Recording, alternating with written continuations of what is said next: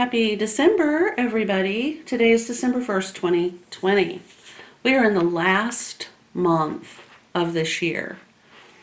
You have probably already heard that a whole bunch of times today.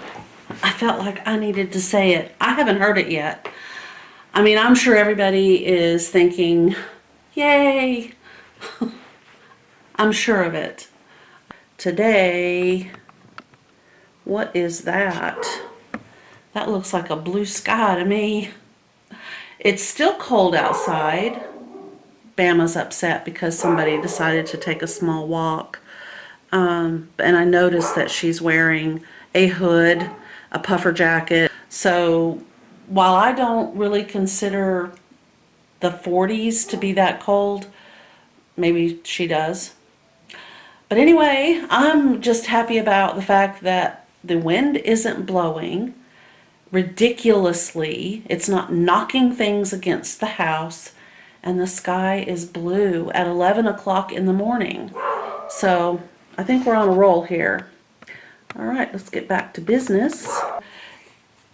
I have Christmas fabric that I found in my stash when I was doing the big declutter, and I'm putting lotion on my hands.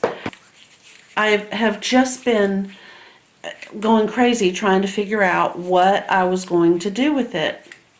It's December 1st, and while I have been looking at my smocking patterns for my smocking plates for a good trellis stitch example, I'll just put it that way, I don't want there to be too much clutter. I have a tremendous amount of resources to pull from, but that also requires a little bit of time. So I decided I'm going to just take today to go through my materials, look and see what we have, while this particular project shows us how to do this trellis. It's very simple. The pattern is, like I said before, recycling some of these stitches, which is absolutely fine. Very common in English and or geometric smocking. I want you to have the opportunity on our smocked piece to see some differences. I'm attempting to pull something different into the mix. I guess I'll just leave it at that. Now, I do know that the video that I took the other day when we did our diamonds that I really wanted you to see, which is these lines right here. Oh, the lighting in this room is just hideous. It didn't turn out. So okay, so you can see these lines that I drew right here. Okay, let me get a pointer. That seems to help sometimes. Okay, so what happened is that particular part of the video was cut, and what I wanted to show you is these are chalk marks right here, and the pink is a chalk pencil. So this is a Dixon washout cloth marker that of course has seen better days. It's literally over 20 years old. I use it all the time. I don't know if they are still made in the USA, but this one was. They come in blue and red, or kind of this pinky red color, and then the blue that you see here is this. This is a clover chalk marker there, and I'll just kind of go over a little bit of what you're seeing. This is a cap that you pull off, and down inside the cap is kind of a sponge. It's in there. The reason that that sponge is in there is because this little tiny dial right here, isn't that cute? It will mark your fabric. Here's a piece of interfacing. We'll just use this.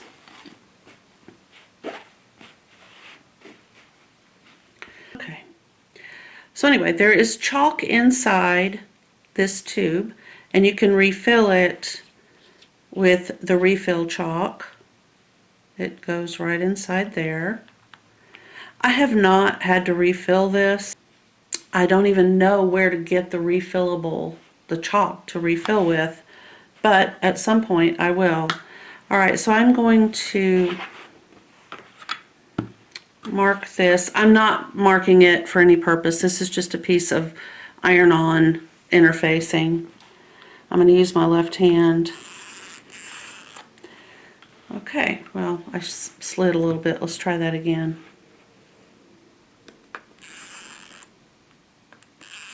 Ah! Okay, the great thing about this is it will brush off.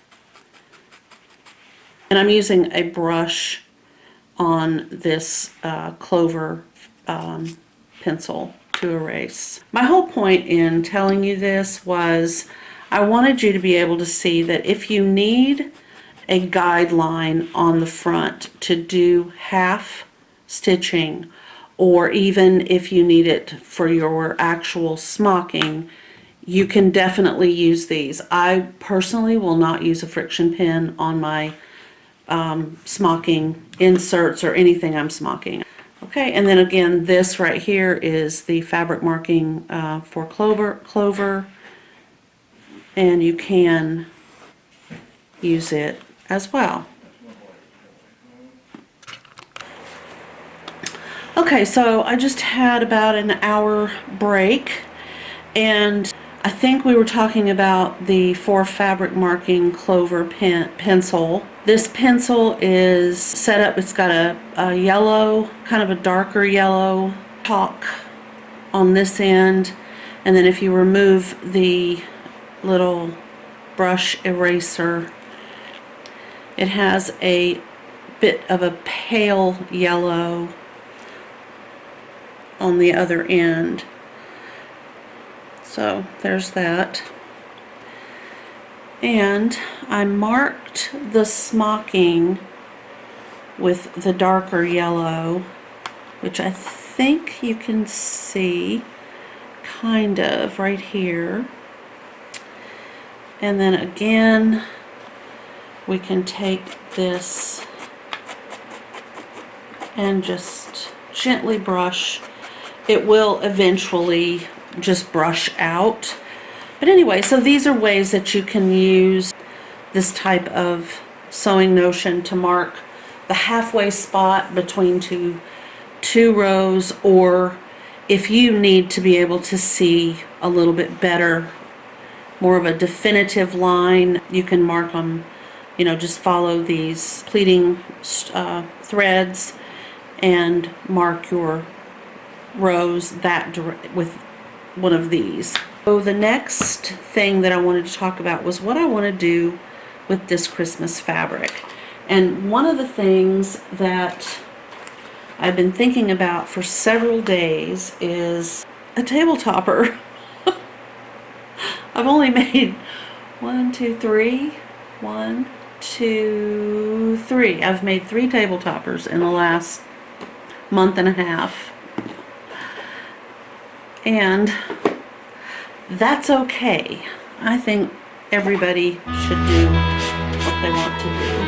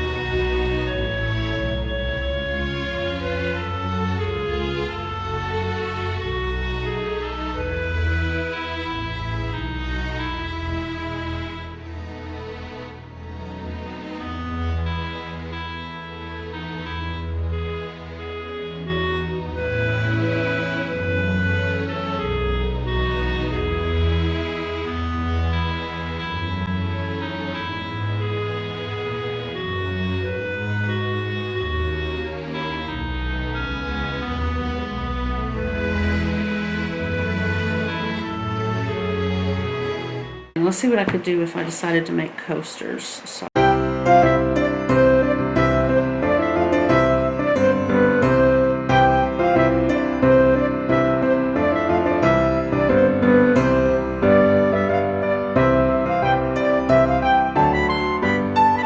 I think that's what I'm going to do. And then I just have one left over. And I'll figure out something for that. Okay, so look what I found. I have to warm up. It's cold. You can see it's called Raspberry Royale, and I mean, it's a beautiful design, but I wanted you to see what a trellis looks like. And this, without the glare, is the trellis. All right, what we need to do is decide. I guess we'll do them in pink.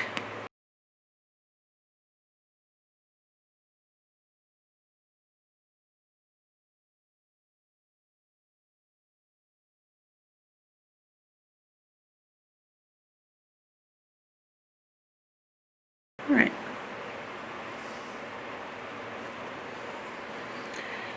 All right, so we're going to start by tying a knot like we have been doing down here in a valley on the side. But I'm going to skip way down because I don't want to interfere in any way with the diamonds and the cables that I've already done. So I need to double check. I actually need to come down one more because I may end up being right here. That could be an issue unless I choose to just do the trellises going down.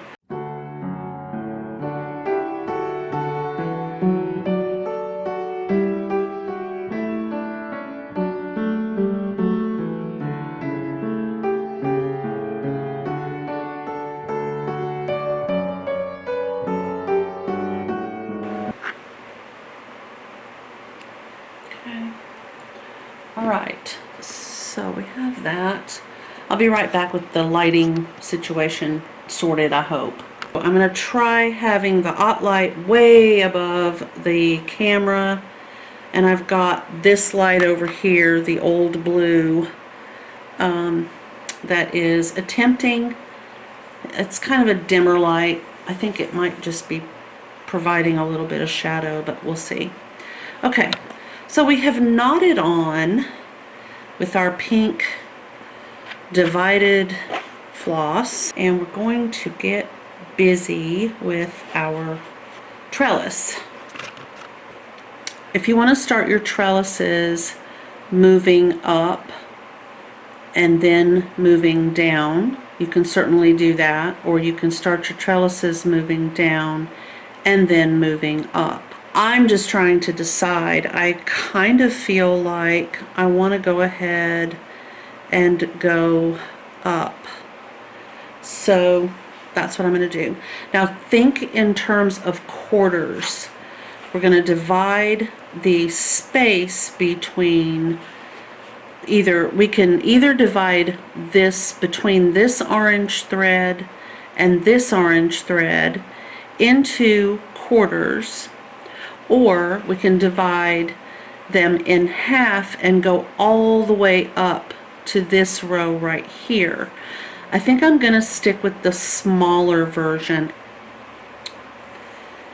and get Bama's dog hair off of that.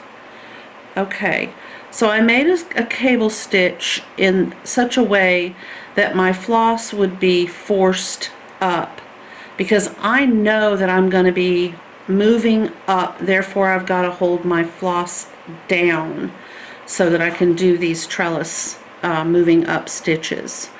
So that's what I did on purpose. I created a cable with an up tail. Now I'm just going to pull that down, hold it with my thumb, and I'm going to go a quarter of the distance between this orange pleating thread and this orange pleating thread.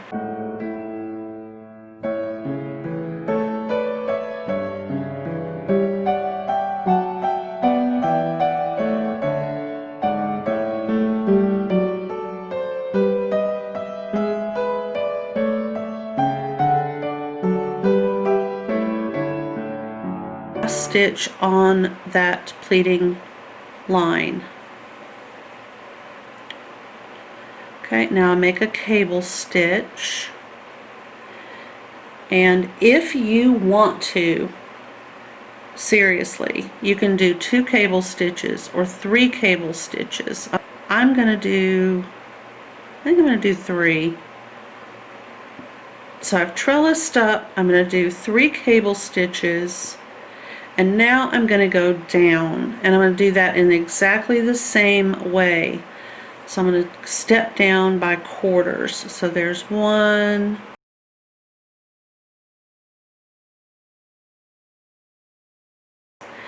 and then I'm going to just do 1 cable. My floss is going to be up, but I'm going to hold it down. I'm going to just keep going.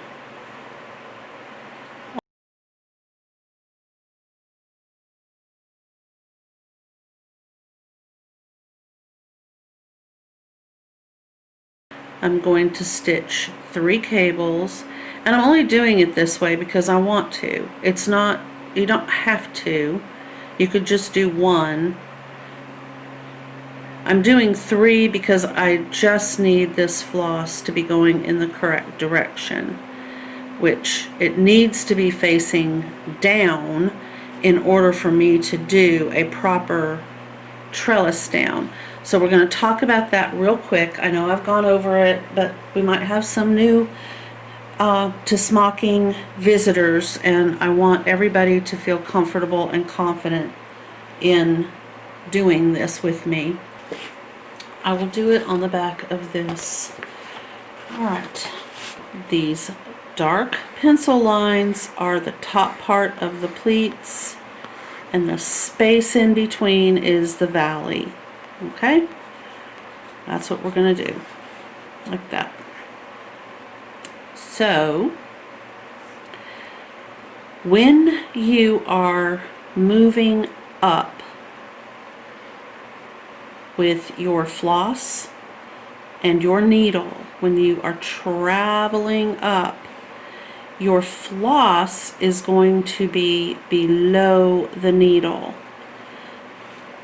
So imagine a dog, a cat, a raccoon, a squirrel, well, not so much a squirrel, a dog, a cat, a raccoon, anything with a long tail is running up a flight of stairs.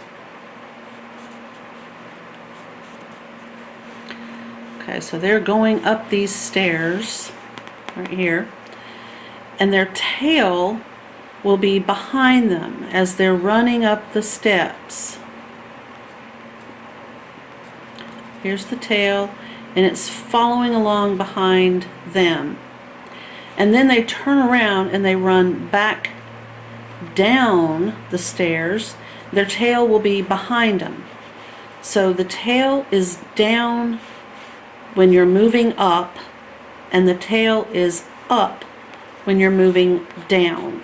Now that I am going to be coming back down these pleats, I must take this floss and put it up, because the head and the ears and the front feet and the body and the back feet are running down, so the tail is behind them as they come running down. Okay, so I'm going to skip over here, and I'm going to take a quarter, 1/4 of that area between this orange pleating thread and this orange pleating thread.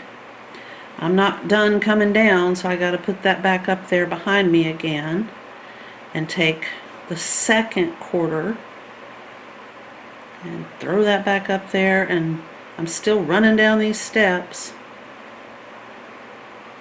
Alright, there's the third quarter, and I'm on the fourth quarter. And now that I'm at the bottom, I don't have to worry about which direction this tail's going, so I'm just going to leave it alone. It's going to do whatever it wants to do, and I'm going to take a cable stitch. When I'm done with that cable stitch, the tail of my floss is up. As you can see, it wants to go up. But lo and behold, I've got to run up the stairs. So tail is going to be down here behind me as I make my way back up the steps, quarter at a time.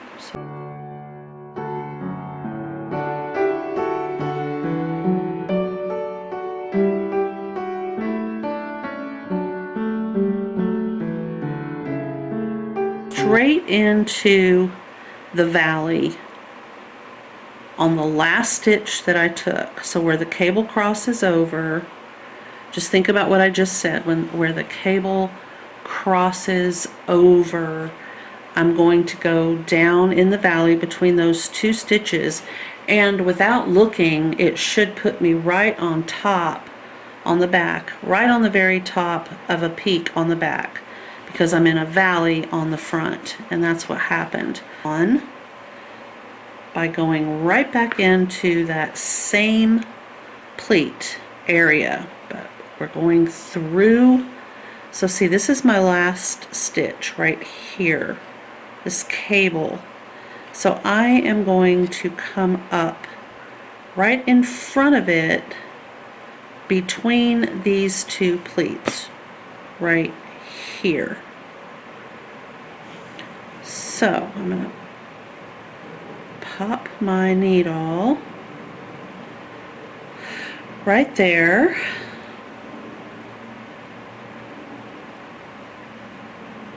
Okay. Pull this through.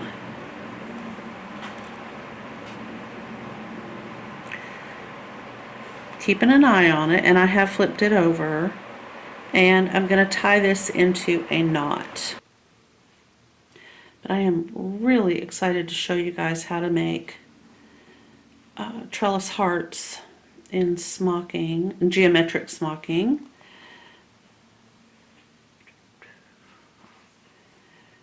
Okay. And one of the fun things that you can do when you have a smocked piece, especially like this, is you can add so many fun embellishments to this.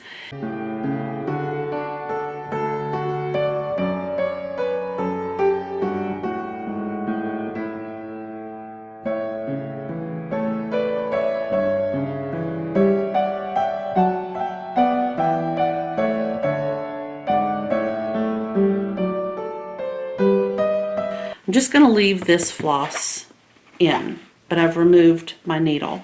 Okay.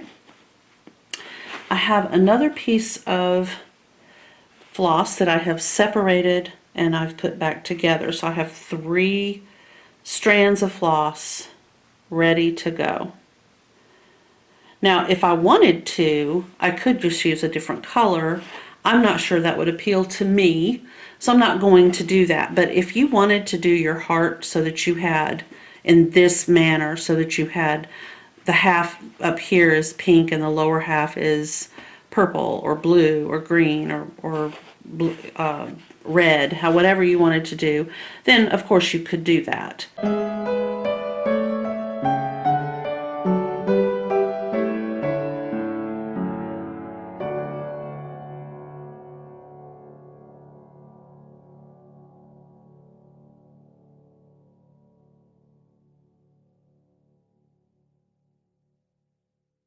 Earlier I did order another package of floss, so I will have backup colors as needed.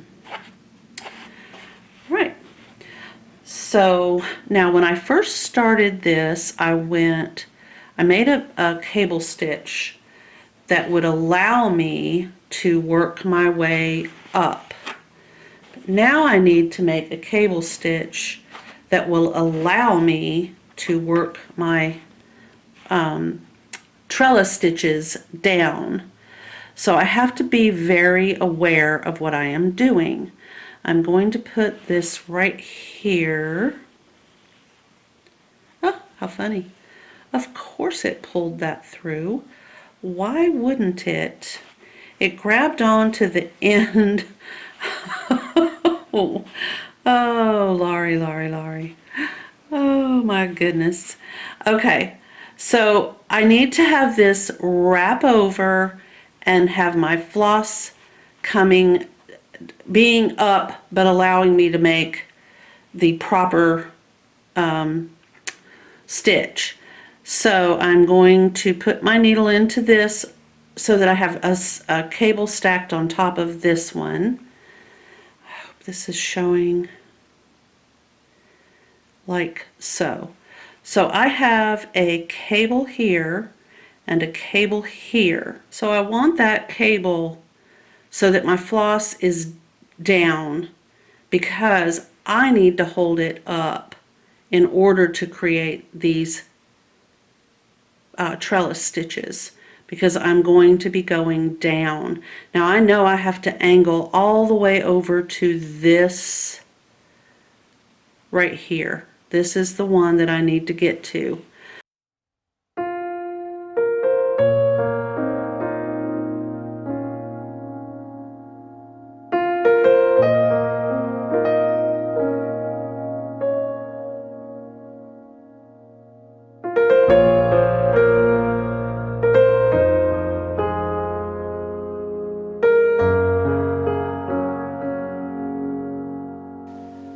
I'm not worried about where my floss is at all.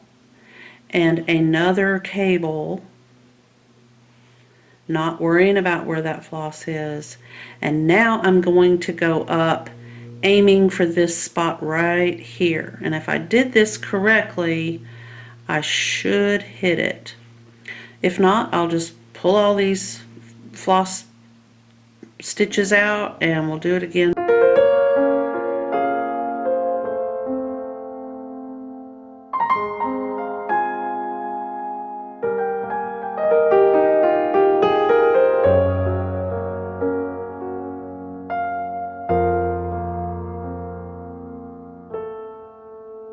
It's like I can tell that it's off. Yeah, it's definitely off right there.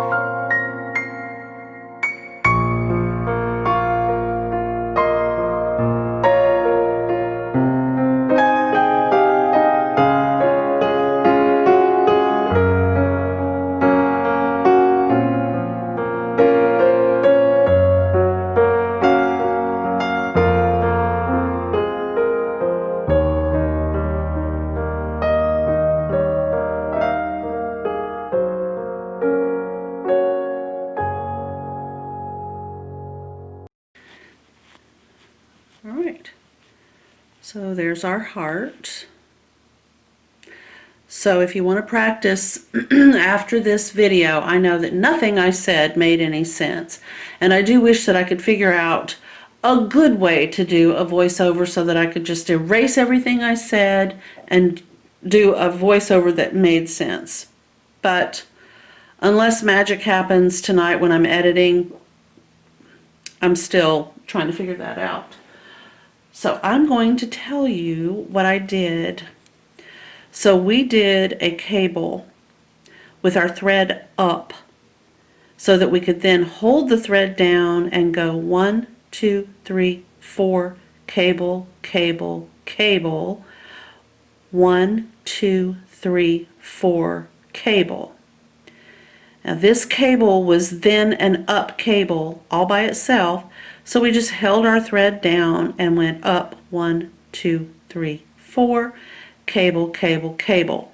So each side of the top of the heart has 3 cables across the top. So it starts with 1, it tops off with 3, it ends with 1, it tops off with 3, it ends with 1, and then you continue on. Then to create the lower half of the heart, it starts with 1 and you cable down 2 sets. So you're going to go 1, 2, 3, 4, 1, 2. Oh, it's that one that I wasn't counting. That's the one I missed. So yes, it's 1 and then 1, 2, 3, 4, 5, 6, 7, 8, 9, and then cable, cable, cable, cable, cable. So it's 1, 2, 3, 4, 5 cables across the bottom. It's this one right here on this line that I failed to count. I look forward to seeing you guys tomorrow. If you liked this video, please give it a thumbs up. If you haven't subscribed, please consider doing so. Thank you again, and I will see you in the next one. Bye.